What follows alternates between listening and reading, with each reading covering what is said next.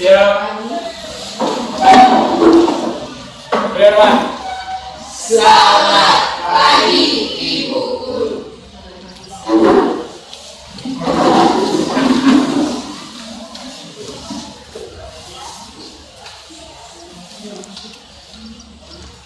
Ya, apa kabar pagi ini? Semuanya baik? Baik, Ibu.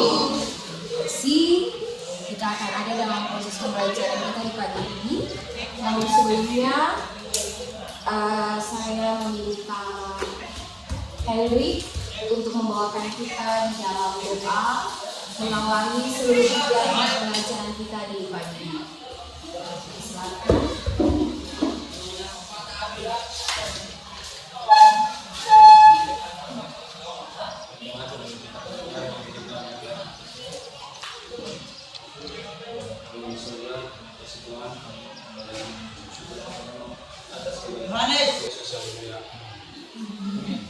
Terima kasih Kak Henry.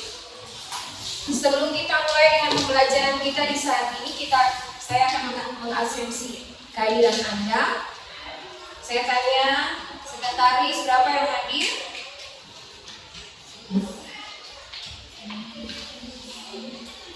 Yang sakit berapa? Yang sakit 3 ya? Yang izin? Tidak ada. Oke. Langsung saja saya absensi hari ini. Dev Taheran, Extend bisa masuk. Karen,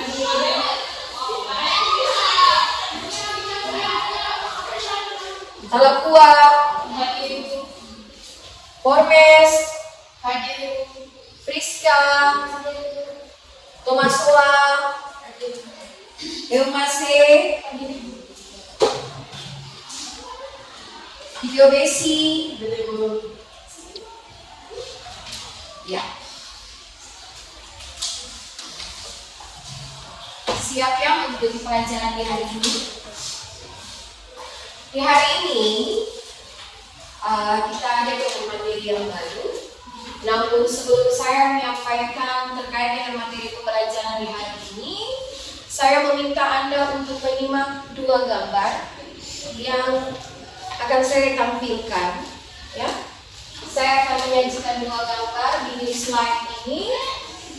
Ya, saya menyajikan 2 gambar di slide ini. Mohon perhatian, semua punya mata ke depan untuk melihat dan mengamati gambar di depan. Ya. Sudah mengamati semuanya? Sudah. Oke, saya tanya ya, Karen, apa yang kamu amati dari gambar ini? Dari gambar itu situasi demo ya. Oke, baik sekali. Brian,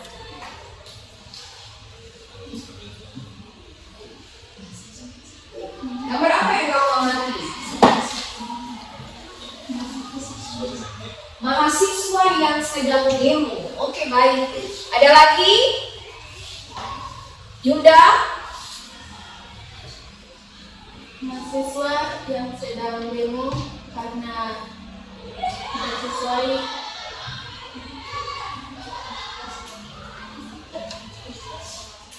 pemerintahan. Oh, iya. Karena situasi kondisi pemerintahan yang tidak mereka inginkan itu benar-benar. Oke, baik. Nah, dari pengamatan Anda ada 2 pertanyaan yang akan saya sampaikan. Ya, yang pertama, mengapa mahasiswa mengadakan unjuk rasa? Mengapa harus mahasiswa? Ya, mengapa harus mahasiswa?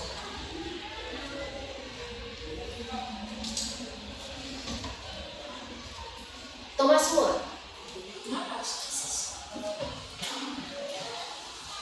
Saya harus mahasiswa karena mahasiswa nanti kedepannya akan menjadi dewan-dewan rakyat. Oke, baik, luar biasa, berikan tepuk tangan dulu. lagi dari gambar atau slide di atas itu adalah gambar mahasiswa. Tetapi juga mahasiswa ini juga bukan saja sekedar mahasiswa, tetapi juga organisasi masyarakat atau yang kita sebut dengan ormas. Ya. Lalu pertanyaan yang kedua, ya. Menurut pendapat Anda, bagaimana peran pemuda dan pengawasan ke dalam pengawasan kebijakan politik? Saya ulangi lagi ya. Menurut pendapat Anda, bagaimana peran pemuda dalam pengawasan kebijakan politik? Assalamualaikum.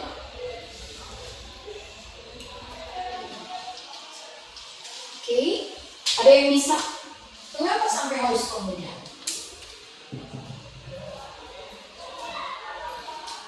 Ada apa dengan pemuda? Ya, halo,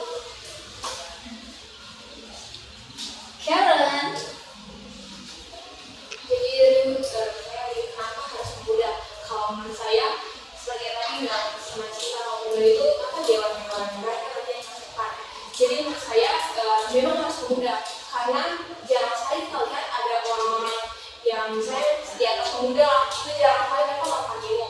Dan kalau pemuda melakukan unjuk rasa itu pasti pemerintah akan berpikir lebih lanjut karena kan nanti akan mewarisi bangsa ini akan menjadi tokoh dari bangsa ini kan pemuda itu. Dan pemuda juga harus berpikir kritis untuk berkarya baik di politik, ekonomi dan ekonomi. Oke, baik, terima kasih. Berikan tepuk tangan dulu buat jawaban yang luar biasa. Nah, dari dua unsur pertanyaan ini mau dibilang buat kita bahwa pemuda itu adalah roda penggerak. Ya, mau dibilang bagi kita semua adalah pemuda itu adalah roda. Oke, dengan demikian pelajaran kita untuk KD ini lanjutan KD kemarin, yaitu KD 3.6, yaitu menganalisis awal perkembangan kehidupan politik dan ekonomi bangsa Indonesia pada masa reformasi. Kemudian yang kedua berikut yaitu KD 4.6. Ini KD keterampilan ya, melakukan penelitian sederhana tentang perkembangan kehidupan politik dan ekonomi bangsa Indonesia pada masa reformasi dan menyajikannya dalam bentuk laporan tertulis. Nah, sementara untuk tujuan pembelajarannya, ya ada 3. Tujuan pembelajaran yang ingin kita capai di hari ini ada 3. Yang pertama, menganalisis berbagai faktor yang menyebabkan terjadinya reformasi. Yang kedua, menganalisis kehidupan politik dan ekonomi pada masa awal reformasi. Dan yang ketiga, membuat laporan tertulis tentang awal perkembangan kehidupan politik dan ekonomi bangsa Indonesia pada masa reformasi. Nah, sebelum kita masuk kepada pembelajaran yang berikut, ya, yang menjadi aktivitas Anda semua, kayaknya saya lihat semua kayaknya dong sedikit tegang. Ya. Dong sedikit tegang kok? Iya. Karena dong sedikit tegang kok? Ya. Jangan tegang. Tuh tegang. Iya. Oke, saya menjemput semuanya bangkit berdiri. Semuanya bangkit berdiri. Untuk menambah semangat kita, menambah energi kita supaya kita tidak menjadi pemuda-pemuda yang loyo. Karena Anda juga bagian dari generasi penerus. Nah, ikuti saya. Dia seperti speaking, ya. Oke. Bisa ikuti saya ya. Nanti kalau di sini Anda yang bersuara, saya yang bersuara dulu. Oke? 1, 2, 3. Teguh fokus. 1, 2, 3. Teguh fokus. Yes. Nanti setelah ini kamu yang bilang. Sudah? 1, 2, 3. Teguh fokus. Melihat. Mendengar. Fokus. Oke. Jadi saya pikir sama si fokus ya. Satu kali lagi dengan suara yang lantang dengan penuh semangat. Satu kali lagi. Oke, 1, 2, 3 kita mulai. Teguh fokus. Melihat, mendengar, fokus. Oke, baik, terima kasih. Ya, kali 3 kita. Nah, ketika kita melihat slide ini, pikiran kita, mengapa sih banyak orang? Kemudian ini gedung apa? Ini gedung MPR DPR pada tahun 1998. Ini bentuk gedung DPR tahun 1998, bayangkan. Nah, lalu pikiran kita juga akan terbawa. Mengapa begitu banyak orang di atas? Apa sih yang mereka lakukan? Mengapa harus gedung MPR? Mengapa harus gedung DPR? Ya, apa kepentingan mereka di sana?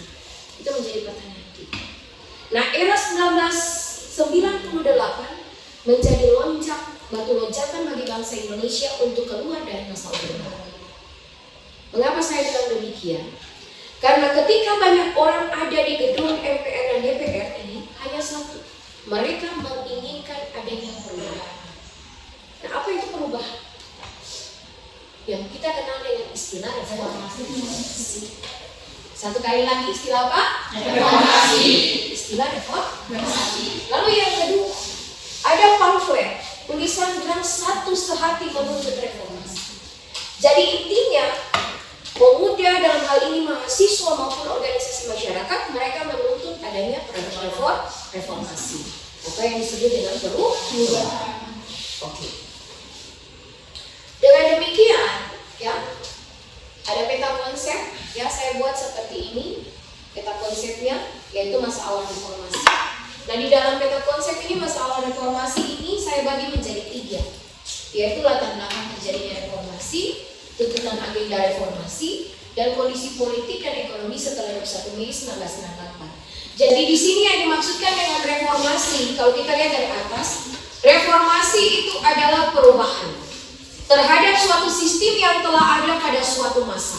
Atau dapat dikatakan, reformasi itu merupakan suatu gerakan yang menghendaki adanya perubahan kehidupan bermasyarakat, berbangsa dan bernegara ke arah yang lebih baik secara konstitusional. Jadi yang perlu kita garis bawahi itu secara konstitusional. Apa itu konstitusional? Ya, berdasarkan Undang-Undang Dasar 1945. Bisa dimengerti? Oke. Selesai ya, dengan demikian, ya, itu yang dimaksudkan dengan era reformasi. Dengan demikian itu yang dimaksudkan dengan era reformasi. Nah, ini adalah gambar-gambar. Ada yang tahu nih gambar presiden era reformasi. Era apa? Reformasi. Jadi pergantian presiden di era reformasi sebanyak berapa kali? Dan terakhir itu adalah Susilo Bambang yang pertama, B.J. yang kedua, yang ketiga, Megawati, dan yang terakhir, Susilo Bambang. Oke, baik sekali. Nah, untuk kelanjutannya kita akan dibagi dalam 6 kelompok kecil, ya, 6 kelompok kecil yang akan kita bahas terkait dengan apa yang saya sampaikan. Yang akan kita bahas, ya, ada 6 masalah yang akan kita bahas secara bersama-sama di kelompok. Namun sebelumnya, sebelum kita bagi ke kelompok, kita akan berhitung dari 1 sampai 6. Oke? Bisa dimulai dari 1, 2, 3, 4, 6, 1, 2, 3, 4, 5, 6. 1, 2. Oke, baik. 1 cari 1, 2 cari 2, 3 cari 3 cari 1. Oke, baik? Ya, semua sudah ada di dalam kelompok masing-masing. Di sini ada lembar kerja atau yang kita sebut dengan LPD. Akan saya bagi masing-masing kelompok dan juga disertai dengan bahan ajar. Oke? Ya.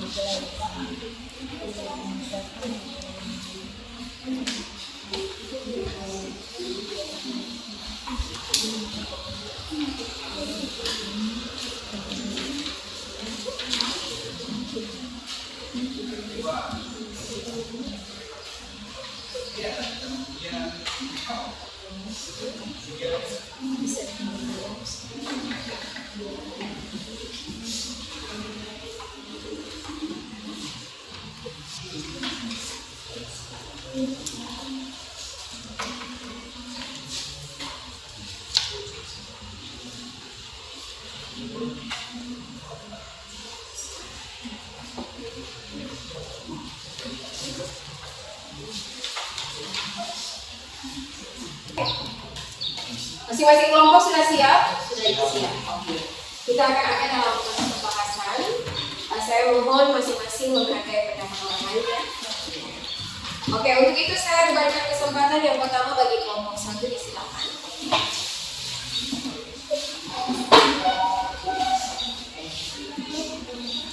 Terima kasih atas kesempatan yang diberikan kepada kami kelompok 1 untuk mempresentasikan kerja-kerja kami kepada teman yang sudah siap. Saya persilakan. Penyebab munculnya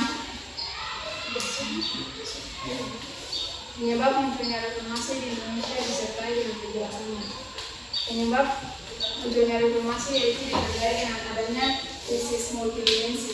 Jadi, yang pertama krisis ekonomi yaitu utang negara RI. Kedua, penyimpangan pasal 33 Undang-Undang Dasar tahun 1945. Ketiga, korupsi dan nepotisme. Dan yang terakhir politik sentralisasi. Kemudian yang kedua krisis politik yaitu kemenangan mutlak Golkar dalam pemilihan umum 1997 yang dinilai tidak wajar, KKN atau korupsi dan nepotisme, dan pemerintah Orde Baru yang otoriter dan anti kritik. Kemudian yang ketiga krisis hukum yaitu Orde Baru banyak terjadi ketidakadilan di bidang hukum dan kekuasaan kehakiman berdasar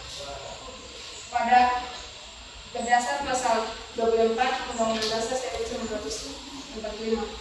Dan yang terakhir ada krisis kepercayaan yang di dalamnya terdapat ketidakadilan kesengajaan sosial, rusaknya sistem politik, hukum dan ekonomi yang mengakibatkan timbulnya ketidakpercayaan rakyat terhadap pemerintah. Oke, baik. Setelah presentasi kami, mungkin ada pertanyaan dari kelompok lain. Kami persilakan. Oke, ya. Jadi tadi dari kelompok 1 bilang tentang krisis multidimensi. Jadi apa itu krisis multidimensi?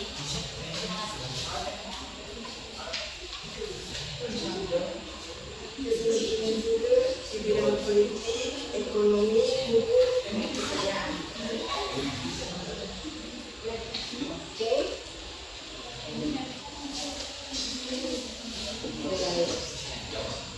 Mungkin dari kelompok lain masih ada. Oke, baik. Apa yang disampaikan oleh kelompok 1 itu baik sekali, kita host. Lagi kelompok 2, itu kelompok 2 disilakan.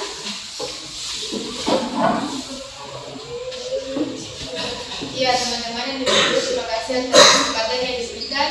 Di sini kami akan mempresentasikan hasil dari program kami. Kepada teman-teman. Pertanyaannya, dari 6 agenda reformasi, agenda mana saja yang sudah berhasil dan bagaimana menerapkannya? Jawabannya, pemerintah yang bersih dari KKN, pemerintah Orde Baru yang meliputi KKN secara terselubung maupun terang-terangan pada bidang parlemen, kehakiman, dunia usaha, terbang, peradilan, pemerintahan sudah berlangsung lama sehingga muncul ketidakadilan, kesenjangan sosial, rusaknya sistem politik, hukum, dan ekonomi, mengakibatkan timbul ketidakpercayaan rakyat terhadap pemerintah dan pihak luar negeri terhadap Indonesia, sehingga pemerintah harus berantas KKN atau korupsi dan nepotisme Solusinya pemerintah harus membentuk dan mendirikan lembaga tipikor. Ya, jika teman-teman ada pertanyaan, saya persilakan. Oke, silakan ada yang mau menanggapi kedua. Oh ada, ya. Silakan. Apa itu lembaga tipikor? Saya akan menjawab pertanyaan dari kelompok 6. Lembaga tipikor adalah tindak pidana korupsi, yang dimana pengadilan khusus yang berada di lingkungan peradilan umum. Terima kasih. Oke, baik. Ya. Terima kasih. Ya, terima kasih atas kesempatan yang diberikan kami dari kelompok 2 mengucapkan terima kasih. Oke, baik. Oke, kita berikan kesempatan untuk kelompok 3 disilakan. Kelompok berikutnya kita akan mendengar hasil kerja dari kelompok 3. Silakan. Selamat siang teman-teman dan ibu guru. Terima kasih atas waktu dan kesempatan yang telah diberikan. Kami dari kelompok 3 akan mempresentasikan hasil kerja kami, yaitu tentang perkembangan kehidupan politik ekonomi bangsa Indonesia pada masa reformasi di pemerintahan B.J. Habibie. Jadi perkembangan kehidupan di bidang politik yang pertama yaitu mengganti 5 paket undang-undang dan 3 diantaranya diubah agar lebih demokratis. Yang kedua, kebebasan rakyat dalam menyalurkan aspirasi. Yang ketiga, melakukan pencabutan terhadap pemberedalan pers. Yang keempat, jejak pendapat wilayah Timur Timur. Yang kelima, memberikan abolisi atau hak kepala negara untuk menghapuskan hak tuntutan pidana. Yang keenam, pengurangan jumlah anggota ABRI di MPR dari 75 hingga menjadi 38 orang. Dan yang terakhir, Polri memisahkan diri dari ABRI sehingga menjadi anggota Kepolisian Republik Indonesia. Jadi istilah ABRI ini berubah menjadi TNI. Selain perkembangan pada kehidupan politik, ada juga perkembangan pada kehidupan ekonomi. Perkembangan pada kehidupan ekonomi yaitu upaya dilakukan merekapitulasi perbankan dan menurunkan inflasi. Yang kedua, merekonstruksi perbankan nasional, perekonomian nasional. Yang ketiga, melikuidasi bank-bank bermasalah. Yang keempat, membentuk badan penyehatan perbankan nasional. Yang kelima, menaikkan nilai tukar rupiah terhadap dolar AS hingga di bawah Rp10.000. Yang ketujuh, mengesahkan Undang-Undang Nomor 5 Tahun 1999 tentang larangan politik, monopoli, atau persaingan tidak sehat. Dan yang terakhir, mengesahkan Undang-Undang Nomor 8 Tahun 1999 tentang perlindungan konsumen. Demikian hasil presentasi dari kelompok kami. Mungkin ada pertanyaan dari teman-teman kelompok lain yang ingin ditanyakan, kami persilakan. Terima kasih atas kesempatan diberikan. Sini saya akan bertanya, mengapa pemerintah mencabut kebebasan pers sementara pers itu sangat penting untuk mendapat informasi? Jadi berdasarkan pertanyaan tadi, mengapa pemerintah mencabut kebebasan pers? Itu karena pers itu banyak mengubrik tentang informasi-informasi penting yang tidak boleh diketahui oleh masyarakat. Itu saja. Mungkin ada orang lain ada pertanyaan lagi? Baik. Ya, terima kasih.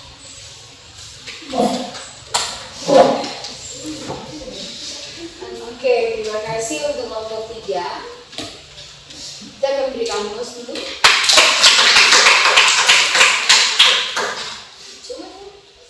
Mendengar apa yang disampaikan oleh kelompok 3, sekarang kita akan mendengar hasil pembahasan juga dari kelompok 4. Silakan. Kemudian kelompok bagi memang masa kesempatan diberikan dari kelompok kami. Saat ini kami membahas mengenai masa reformasi pada masa pemerintahan Abdurrahman Wahid yang dengan Jadi teman-teman dari kelompok kami mendapat pertanyaan perkembangan kehidupan politik dan ekonomi bangsa Indonesia pada masa reformasi, terkhususnya pada masa pemerintahan Abdurrahman Wahid.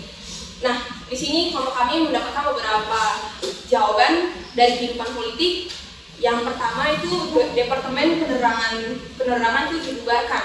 Kenapa sampai bisa dibubarkan? Itu karena departemen tersebut dianggap mengganggu pers. Lalu yang kedua, Departemen Sosial juga dibubarkan karena dianggap sebagai sarang korupsi pada saat itu. Selain itu ada juga pada saat kehidupan politik ada juga menyetujui pergantian nama Irian Jaya menjadi Papua yang saat ini pada tahun 1999. Kemudian masyarakat etnis Tionghoa diperbolehkan untuk beribadah dan merayakan Tahun Baru Imlek. Kemudian diumumkannya nama-nama Menteri Kabinet Persatuan Indonesia yang terlibat KKN, pencabutan peraturan mengenai larangan terhadap PKI dan penyebaran Marxisme dan Leninisme, dan pembentukan MPR dan DPR. Selain kehidupan politik, ada juga kehidupan ekonomi. Kehidupan ekonomi di Indonesia pada saat itu mulai membaik dibandingkan pada era sebelumnya. Misalnya laju pertumbuhan PDB, nilai pasar semua barang dan visa yang diproduksi negaranya mulai positif, laju pertumbuhan ekonomi yang hampir mencapai 5% membuat Indonesia maju dan memulihkan perekonomiannya. Jadi itu penjelasan dari kami. Kami membuka sesi tanya jawab. Jika ada yang kurang jelas bisa ditanyakan. Oke, silakan.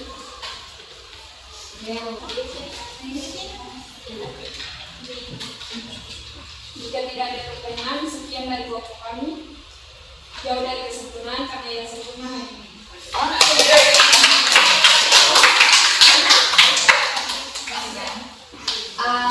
Iya, terakhir kita akan mendengarkan kelompok 6. Silakan.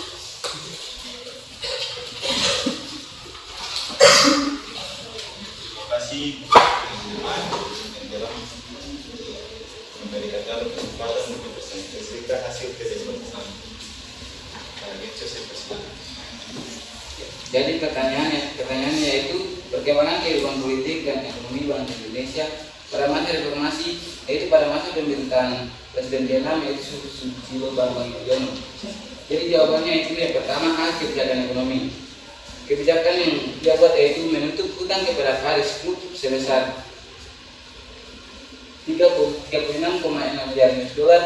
Maka SBY mengeluarkan kebijakan berupa menambah hutang ke CBI sebesar 3,4 miliar US.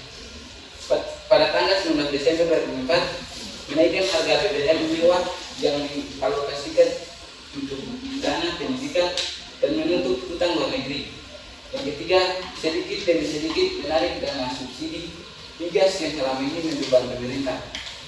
Yang kedua, kebijakan politik. Yang pertama, memantapkan penghapusan di fungsi ABRI. Yang kedua, melaksanakan pemberantasan korupsi dengan pejabat yang terlibat korupsi tidak kurang dari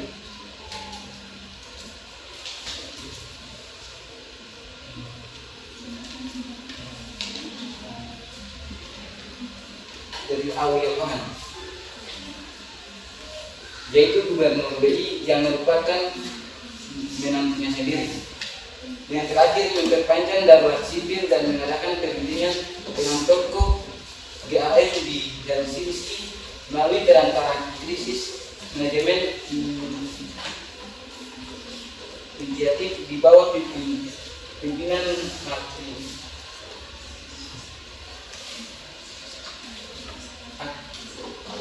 Aktisari.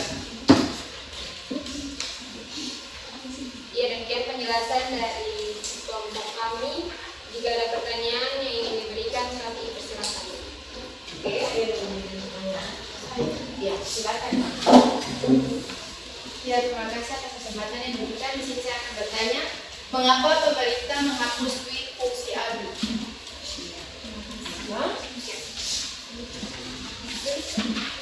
Terima kasih atas pertanyaan yang diberikan bagi kelompok kami. Di sini kami akan menjawab mengapa fungsi ABRI itu dihapuskan. Jadi teman-teman, duit fungsi ABRI ditiadakan dengan tujuan untuk meningkatkan jatah warga sipil di bidang pemerintahan.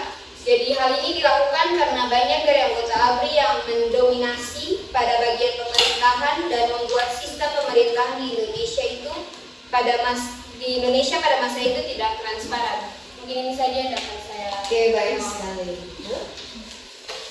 Ya, demikian hasil presentasi dari kelompok kami dan atas perhatiannya kami ucapkan terima kasih. Oke, baik, berikan aplaus. Iya, untuk semua kelompok sudah membahasnya dengan baik.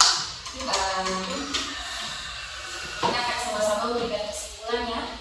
Nah, kesimpulan pertama ini saya menginginkannya itu dari Anda. Mungkin ada yang memberikan kesimpulan dari proses pembelajaran ini dari materi awal sampai akhir. Silakan, ada? Oke, silakan sama.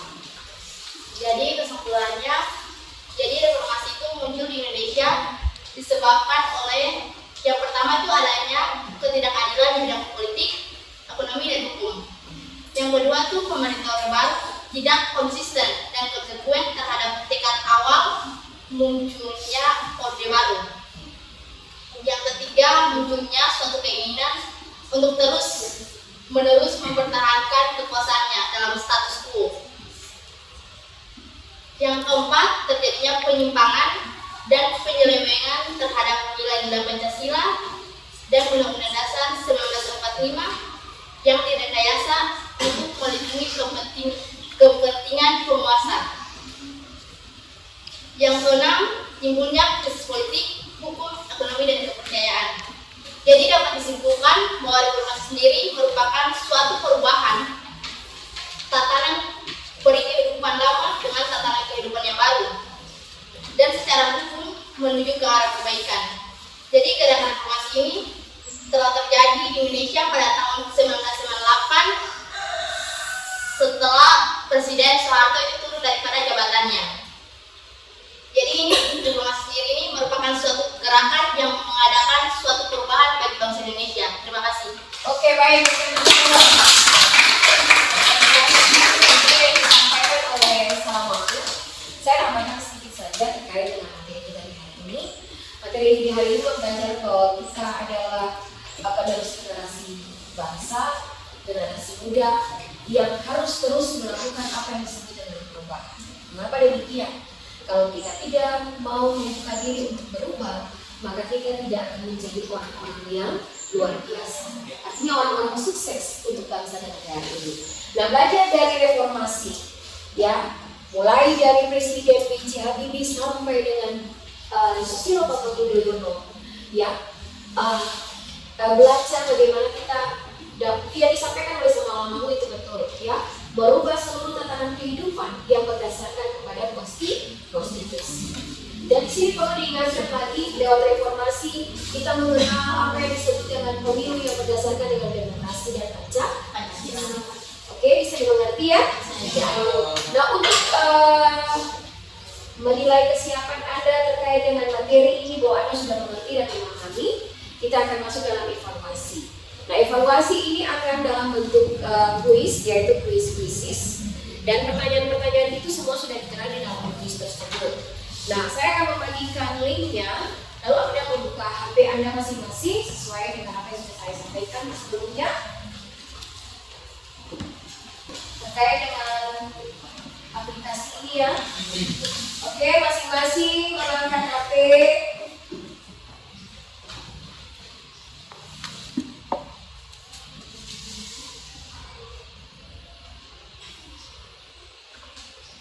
Iya.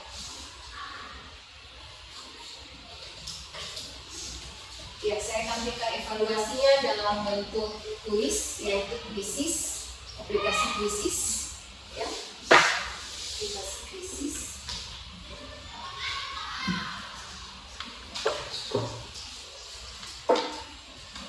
Tampilannya seperti ini. Jadi agak langsung ya. Oke, baik.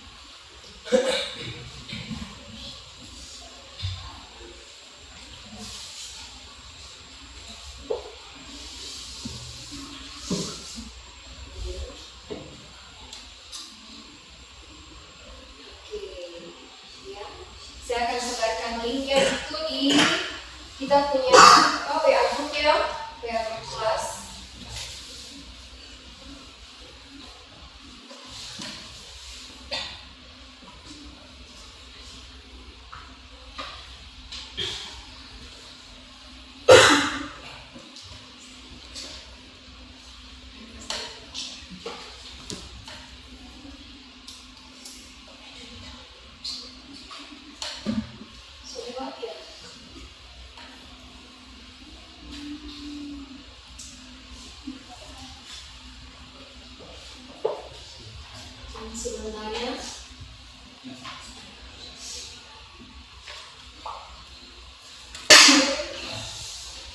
Ya, siap. Oke. Sudah lanjut? Sudah? Oke. Ya, siap. Oke. Oke, siap.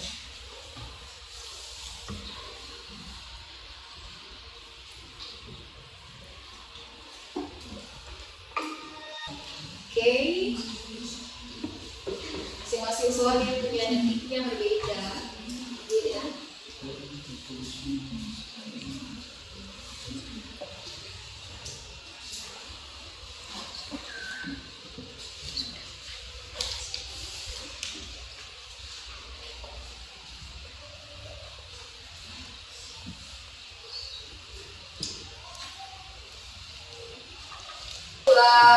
Hasilnya akan saya periksa di aplikasi. Bagi yang memiliki poin rendah, maka dia akan melakukan remedial. Nah, untuk itu sebelum saya keluar dari materi ini, saya ingin mendengar ya refleksi dari Anda bagi saya terkait dengan proses pengajaran yang saya lakukan dari awal sampai hari ini. Mungkin ada yang memberikan refleksinya bagi saya atau terkait dengan pelajaran kita di hari ini. Oke, silakan Karen. Jadi tadi guru mengajar tentang bahasa informasi. Menurut saya pelajaran ini itu sangat menyenangkan, ini menjelaskan dengan sangat baik, dan saya dan mungkin teman-teman semua bisa mengetahui dan bisa mengerti apa yang terjadi pada zaman reformasi, lalu siapa yang itu, dan Ibu Guru juga tadi sempat menjelaskan tentang peran pemuda bagi kehidupan selanjutnya. Dan dari pelajaran ini saya mengambil sebuah kesimpulan bahwa pemuda itu sangat penting, dan bagaimana cara kita untuk bisa melanjutkan perjuangan dari pendahulu-pendahulu kita seperti ini. Oke, ada lagi yang memberikan refleksi terkait dengan materi kita hari ini? Ya, udah? Selain Karen ada lagi? Kalau masih silakan. Ya, silakan. Itu ada mungkin dari saya itu setelah mempelajari semua itu kami diberi kesempatan untuk mengevaluasikan pelajaran yang tadi diberikan, dan melalui aplikasi itu kami dapat menjawab pertanyaannya. Oke, terima kasih. Ada lagi? Oke, silakan sama aku. Menurut saya pembelajaran kali ini sangat menarik karena dalamnya ada puisi mana kita bisa mengevaluasi diri kita apakah kita sudah mengerti materinya atau tidak. Oke, terima kasih. Oke, berikan aplaus dulu. Terima kasih. Biarlah pelajaran ini menjadi bagian bekal bagi masa depan dan cita-cita Anda sekalian. Ya. Sebelum saya mengakhiri pelajaran kita di hari ini, saya hanya mengingatkan terkait dengan karya 4.6 tadi, yaitu kita akan membuat laporan tertulis. Masing-masing Anda akan membuat laporan tertulis terkait dengan materi ini, ya, mulai dari masa reformasi awal sampai dengan masa pemerintahan, kebijakan-kebijakan yang ditempuh politik ekonomi, mulai dari Presiden B.J. Habibie sampai dengan Bambang Susilo Bambang Yudhoyono, ya. Anda akan membuatnya dalam bentuk laporan tertulis, ya, sehingga di situ bisa menilai Anda sejauh mana Anda memahami dan mengerti ini juga. Oke, jadi nanti untuk tugas rumahnya itu menjadi pekerjaan rumah Anda akan membuat dalam bentuk laporan tertulis. Oke? Ya, sekian dan terima kasih saya ucapkan bagi Anda semua. Mengakhiri pelajaran kita di hari ini, saya minta kesediaan dari Yunda untuk membawa kita di dalam doa. Iya.